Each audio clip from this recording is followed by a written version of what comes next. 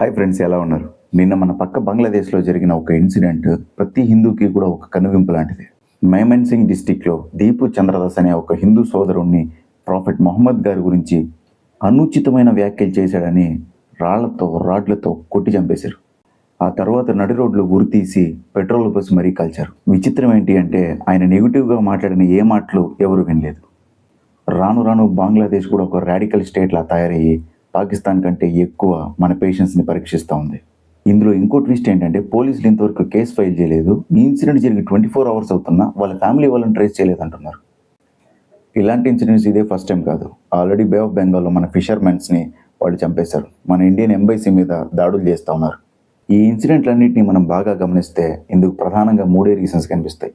1 Mohammad Yunus, 2 US, 3 ISA group.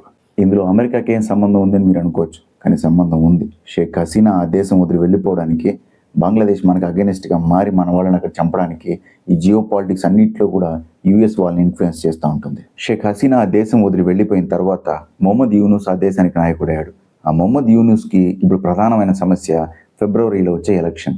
ఈ election కనుక జరిగితే తను ఖచ్చితంగా ఓడిపోతాడని తనకు తెలుసు. అందుకే ఎలక్షన్స్ జరగకుండా ప్రజల్లో అభద్రతా భావాన్ని కల్పించి ఎలక్షన్స్ని పోస్ట్పోన్ చేయాలని ట్రై చేస్తున్నారు. ఈ వైలెన్స్ అంతా 12th డిసెంబర్ ఢాకాలో షరీఫ్ ఉస్మాన్ హాదీ అనే ఒక వ్యక్తి మర్డర్తో జరిగింది. ఆ మర్డర్ చేసింది మన రా ఏజెన్సీ అని అక్కడ పొలిటికల్ లీడర్స్ వాళ్ళ ప్రజల్ని నమ్మించి మనపైకి రెచ్చగొడుతున్నారు. ఇందులో విశేషం ఏంటంటే చనిపోయిన ఆ వ్యక్తి యాంటీ ఇండియా ప్రొపగాండా ప్రమోట్ చేయడంలో నంబర్ 1. అమెరికాకి మన సూపర్ పవర్గా ఎదగడం ఇష్టం లేదు. చైనాకి చెక్ పెట్టడానికి ఇండియా ఉంది, మరి ఇండియాకి చెక్ పెట్టడానికి అందుకే బంగ్లాదేశ్ని ట్రైన్ చేస్తున్నారు.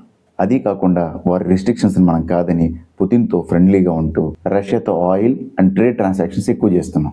ఏమైనా 2 దేశాల మధ్య ఈ సమస్య 2 మతాల మధ్య సమస్యలాగా రంగు పులుముకుంటా ఉంది.